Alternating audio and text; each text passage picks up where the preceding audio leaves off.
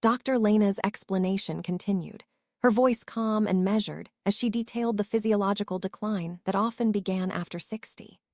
She described the slow, silent shrinkage of muscle fibers, the gradual dulling of nerve signals traveling from brain to hand, and the compounding effect of reduced daily activity that most retirees never noticed until a jar stubbornly refused to open.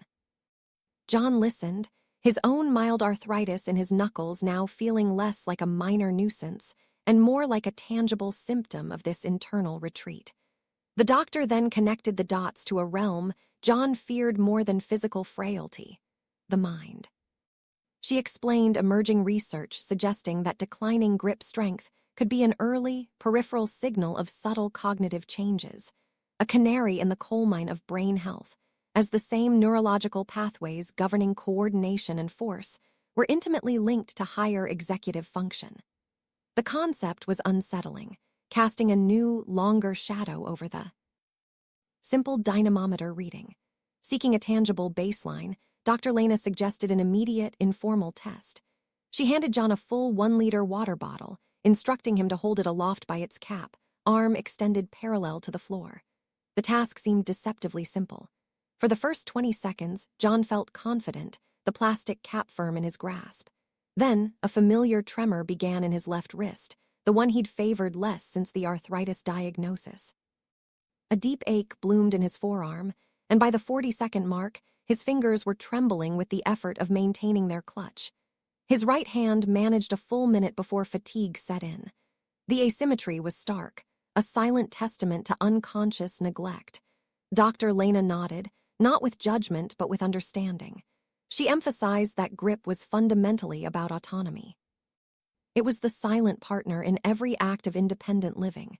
Twisting a key in a lock, carrying a bag of groceries from the car, steadying oneself against a wall after a misstep.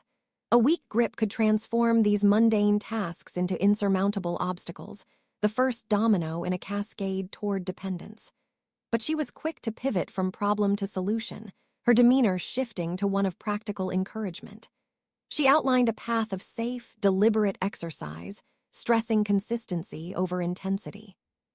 She recommended a soft stress ball for frequent, gentle squeezes throughout the day, and demonstrated a towel grip exercise, twisting a rolled hand towel in opposite directions with each hand to engage the forearm muscles. The goal was not bodybuilding, she explained, but neuromuscular re-education, reminding the body of its inherent strength. John left the clinic that afternoon with a prescription far more valuable than any pill: agency. The vague worry crystallized into a clear, actionable plan. On his way home, he stopped at a department store and purchased a blue stress ball and a new hand towel. That evening, sitting in his favorite armchair, the quiet of the living room was punctuated by the rhythmic, soft squeak of the foam ball compressing in his palm.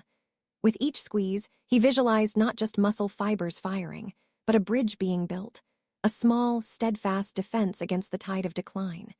He decided then to keep a simple journal, a log of his daily efforts, a document of proactive resistance. It was a small ritual, but it fostered a fragile, burgeoning hope. He was not just a patient receiving a prognosis.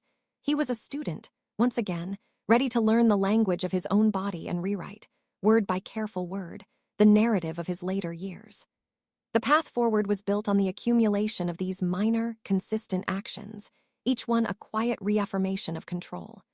The waiting room's sterile calm did little to settle the low hum of anxiety John had carried since his last visit. When Dr. Lena called him in, her smile was warm but purposeful. She gestured for him to sit, the now familiar dynamometer resting on her desk between them like an unspoken question. John's knuckles, stiff with the morning's damp chill, seemed to ache in anticipation. Dr. Lena began not with the device, but with a principle. She explained that the strength in a person's handshake was far more than a measure of the hand itself. It was a window, she said, a surprisingly clear one, into the body's systemic condition.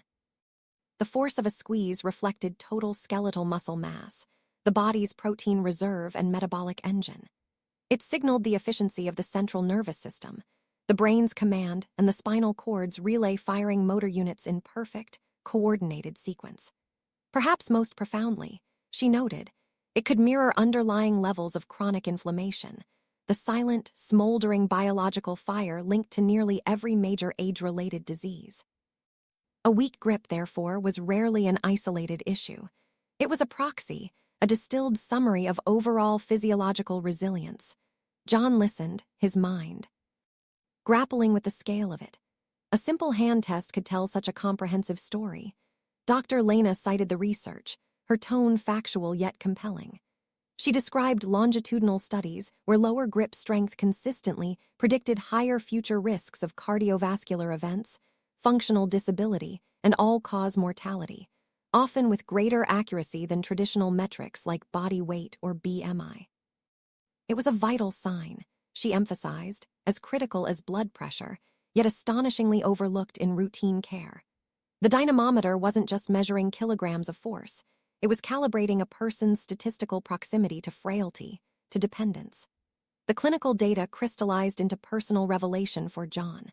He saw his own life reflected in the doctor's words.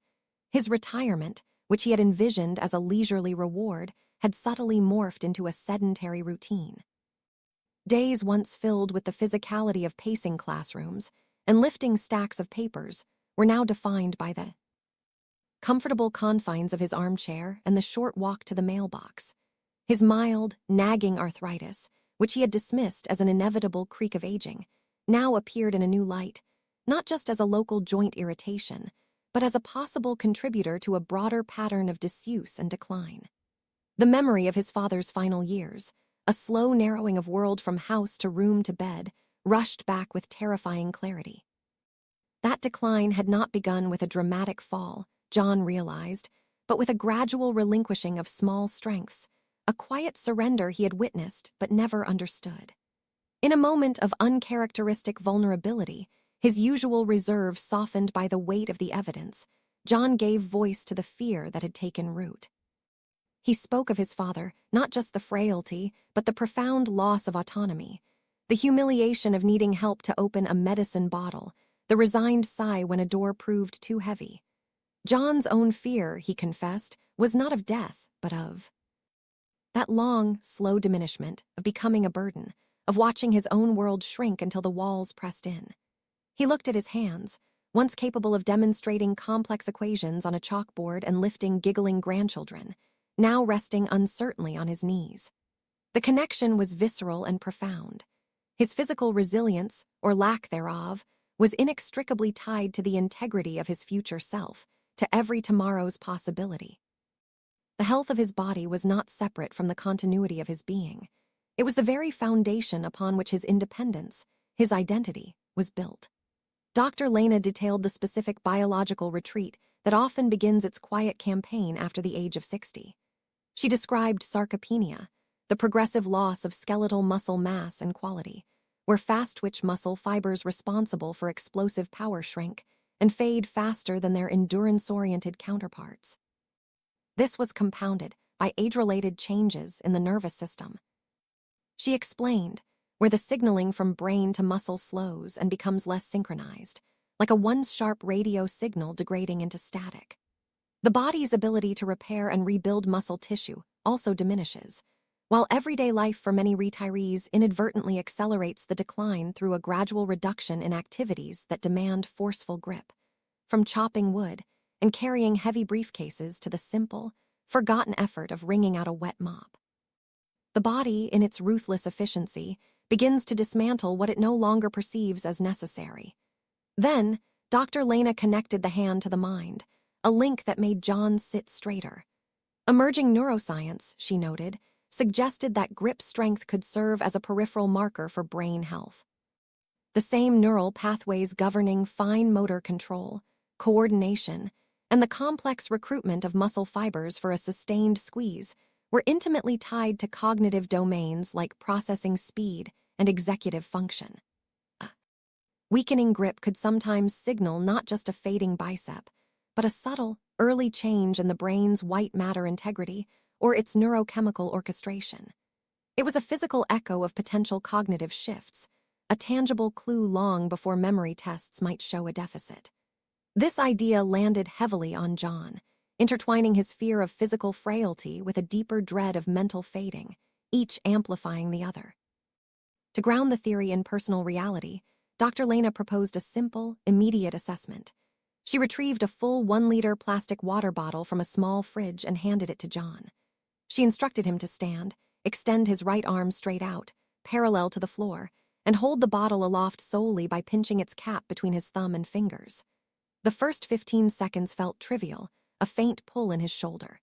Then, a deep, burning fatigue began to radiate from his forearm. His fingers trembled, struggling to maintain their purchase on the smooth plastic. He lasted 53 seconds before the bottle slipped, caught just in time by his other hand. His left hand performed worse, succumbing to a shaky failure after only 41 seconds, the disparity a glaring testament to his unconscious favoring of his right side, since his left knuckles had begun to ache. The test was humbling in its simplicity, a stark numerical truth written in seconds of strain. Dr. Lena emphasized the profound practical ramifications of this decline. Grip strength, she stated, was the unsung hero of independent living. It was the hidden force behind turning a doorknob, opening a jar of pasta sauce, carrying a laundry basket up the stairs, and most critically, arresting a fall by grabbing a banister. Its erosion could transform the mundane architecture of daily life into a series of daunting challenges, each small defeat chipping away at confidence and self-sufficiency. But her tone then shifted from diagnostic to prescriptive, focusing on the remarkable plasticity of the human body, even in later years. She outlined safe, accessible exercises designed to rebuild this foundational strength. She recommended starting with a soft stress ball for high repetition, low-resistance squeezes throughout the day to rebuild endurance and neural pathways. She then demonstrated the towel wringing exercise, rolling a hand towel into a cylinder and gripping it with both hands to twist in opposite directions, effectively engaging the entire forearm complex. Philosophy, she stressed, was gentle consistency, reminding and retraining the neuromuscular system without risk of injury. Empowered with this clear, actionable knowledge, John felt the anxious knot in his stomach begin to loosen, replaced by a sense of purpose. He was not merely a passive subject of decline. He was an active agent in his own resilience. On his way home, he purchased a green stress ball and 2 new hand towels. That evening, in the quiet of his study, he began the rhythmic compression. The foam became a meditative act, each squeeze a silent vow. He decided to document the journey, retrieving a spare notebook to log his daily exercises, a tangible record of commitment. This small act of documentation felt profoundly significant, a deliberate step off the passive path of aging and onto an active trail of maintenance. It was a quiet rebellion, built not on dramatic gestures, but on the cumulative power of small, daily disciplines, each one a brick in a fortress of sustained independence.